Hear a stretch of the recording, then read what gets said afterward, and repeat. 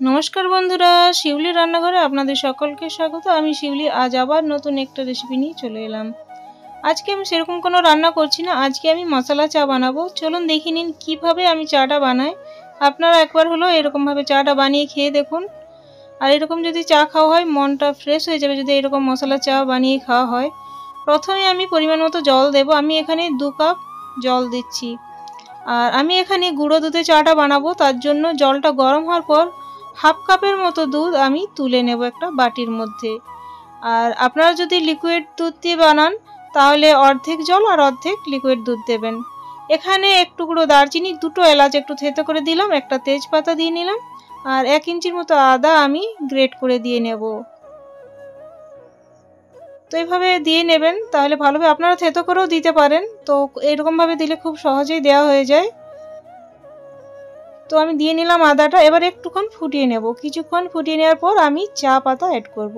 এখানে আমি 2 কাপ চায়ের জন্য 2 চামচ চা পাতা দিলেই হবে। এবার চা পাতাটা যেমন ব্লেন্ডেড থাকে সেই হিসাবে কিন্তু পাতাটা দিয়ে নিতে হবে। আর কেমন কষা চা মানে চাটা কেমন কষা খেতে পারেন সেই হিসাবে দিয়ে নেবেন।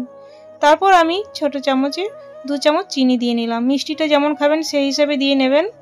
আর এদিকে গরম জলে, হালকা গরম জলে 2 চামচ গুঁড়ো দুধ অ্যাড করে ভালোভাবে গুলে নেব। এখানে আমি আমুলিয়া যে চা বানানোর জন্য দুধ পাওয়া যায় গুঁড়ো দুধ বাজারে, সেটা ব্যবহার করলাম। চাটা খুব সুন্দরভাবে ফুটে উঠেছে। তো কিছুক্ষণ চাটা আমি ভালোভাবে ফুটিয়ে নেব। 2 বার এভাবে নাড়িয়ে নিতে হবে ফুটে যাওয়ার পর। এরপর দুধটা অ্যাড করে দেব। দুধটা দেওয়ার পর আর কিছুক্ষণ ফুটিয়ে নিলে আমাদের চা রেডি হয়ে যাবে। আর চাটা এভাবে নাড়িয়ে নিতে হবে, কিংবা একটা হাতা কিংবা বাটি কোনো কিছু নিয়ে চাটা আপনারা একটু করে নিয়ে উপর নিচে করে দেবেন, তাহলে যে বাবলসটা হয় সেটা কিন্তু চাটা খেতে টেস্টটা আরও বেশি বেড়ে যায়।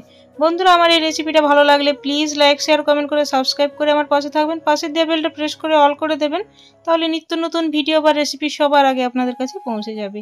বেশি ভালো লাগলে প্রিয়জনদের মধ্যে শেয়ার করতে ভুলবেন না।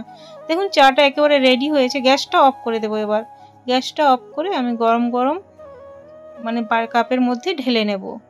তো কাপের মধ্যে দিয়ে এর সাথে বিস্কুট যে কোনো স্ন্যাক্স দিয়ে আপনারা পরিবেশন করতে পারেন চাটা।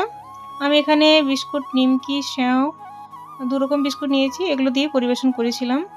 আর দুর্দান্ত হয়েছিল খেতে। আপনারাও একবার ট্রাই করবেন। আজ তাহলে আসছি বন্ধুরা, পরে একটি নতুন ভিডিও বা রেসিপি নিয়ে আপনাদের সাথে আবার দেখা হবে। ধন্যবাদ ধৈর্য ধরে আমার এই ভিডিওটা দেখার জন্য। Thanks for watching.